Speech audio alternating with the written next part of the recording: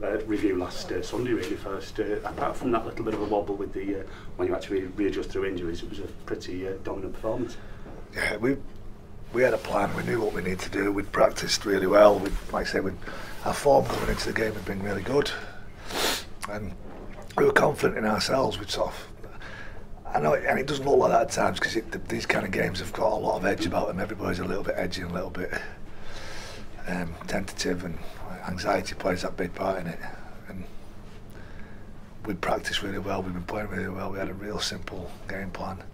And the lads just went out and executed, and they played with intensity, and they played with the purpose of actually being confident in their own ability. 4-pointer in every sense of the word, wasn't it? And everybody bought into that, didn't they? Yeah, you've got to beat a Super League side to give yourself a good chance. You've got to beat all the Championship sides to guarantee, and you've got to win your away games. I mean, it's like I say, where we finished, and there was never any fear. I know that I won every 3 games at home and 4 games away, and 2 really tough games in the league game and the Hull KR game away from home. We knew that had to be something that we had to focus on and put the purpose of our training and everything that we did was loaded into those 2. The Halifax and the Featherstone game gave us a bit of a platform to build, use them as mini training sessions in a way about little things that we wanted to do. And the way the fixtures fall, I mean, it's similar for Hull KR. It's almost allowed. It certainly allowed them to get into the stride and really bounce through that so far in the race, hasn't it? Yeah, I'm not sure like I say, how Hull KR feel about the fact that their last 3 games are all Super League sides. Yeah. It could be good or it could be bad. I don't know. Like I say, we'll find out on Wednesday after Saturday. But like I said, they're confident. They're winning games. Winning games gives you an understanding of what it takes to win. They've been in a couple of tight, sticky situations. I think Halifax in the first game, they came from behind and got themselves in a good position. They fought a tight, close game against Leigh, and they've got through the last couple on the back of that. And it's going to be a big crowd. Sky have seemed to have set it up. We weren't on television at all until last week, and all of a sudden I think Sky see the fact that this is something for them to say that if Hull KR win this game, they're literally guaranteed Super League status. 10 points will probably give them that, one of those top 4 spots, top 3 spots. But we're going there knowing that we need to win to get us another, maybe 1 win away from guaranteeing our own survival. So it's what this competition was set up for. Everything's on the line. It's jeopardy. I'm not sure what the quality of the game will look like, but the anxiety and the stress levels will be good. If you look at the way they've approached this year, it's almost like you do get one bite to come back up, otherwise you are in real trouble, aren't you? And they've probably approached it that way. I don't know. Leigh had a couple of chances at it. Like I say, I think they've got some real good ownership. They've got a real good support base. They're a Super League organisation in the terms of the way that they're structured, and they've, like I say, they recruited and stayed full time. Everything's been leading up to, like I say, they've had a little bit of an 8 months pre-season, haven't they? Yeah. Plus they've added players in now. I mean, it's Big Mossy been playing many minutes, so not really seen much. He's been having impact. He's a big man, isn't he? He knows the game. He's hard to handle. And he, like I say, I think Justin Carney's been a real good biter at this pace.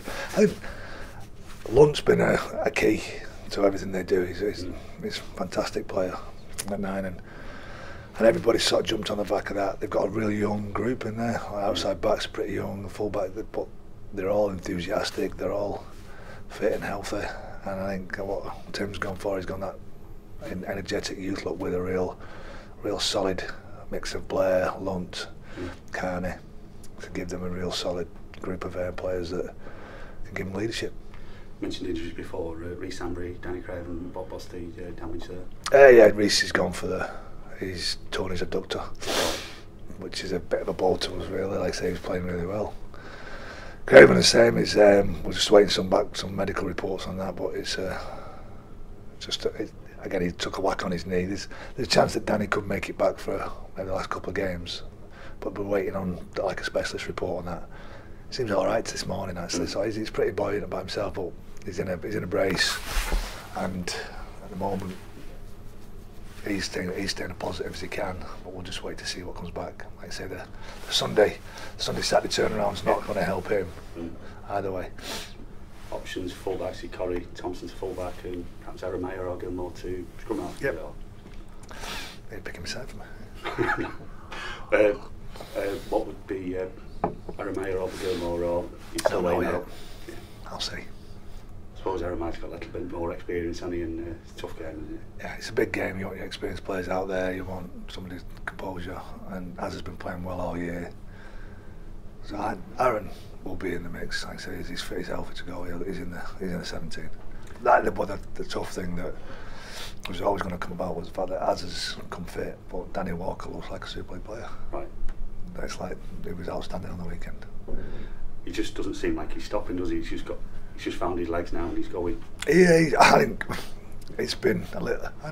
It's not just going. Like I say, he's been dripped in and he's trained with the team a lot. He's fell out of the side a little bit, but he's come back to 19s, knowing that what he's got to do when he plays 19s and the levels he's got to attain.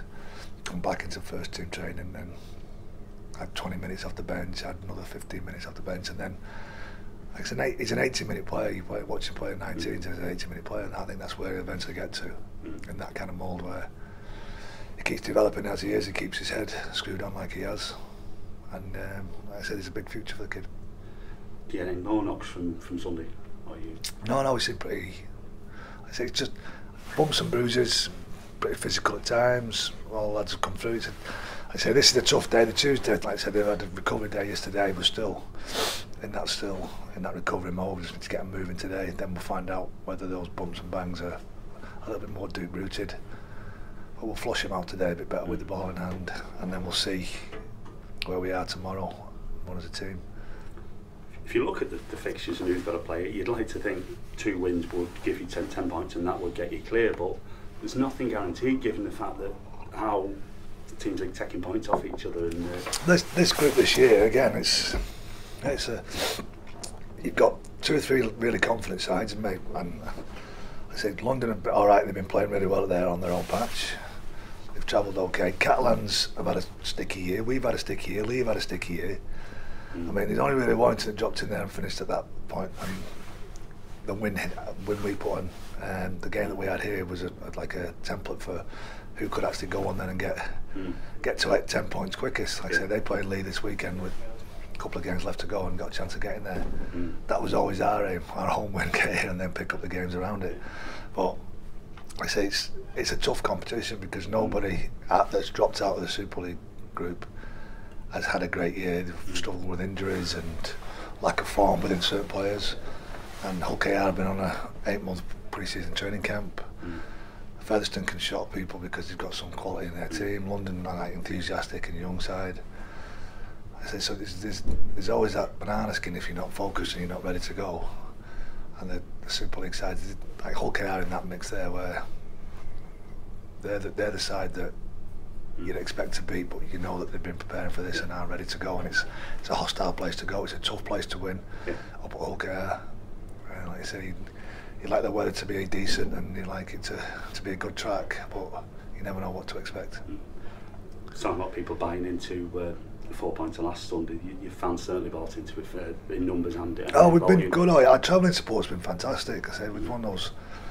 It's been a tough year. We struggled at the start of the year after having our best season ever. Like our membership was down, and it was like you don't really know what they want, but our core support has been there throughout the Championship and into the Super League. And I think what you saw at the league game was that understanding that they'd seen a couple of glimpses of being able to pick the same side for a couple of weeks. They could see that we were solid and had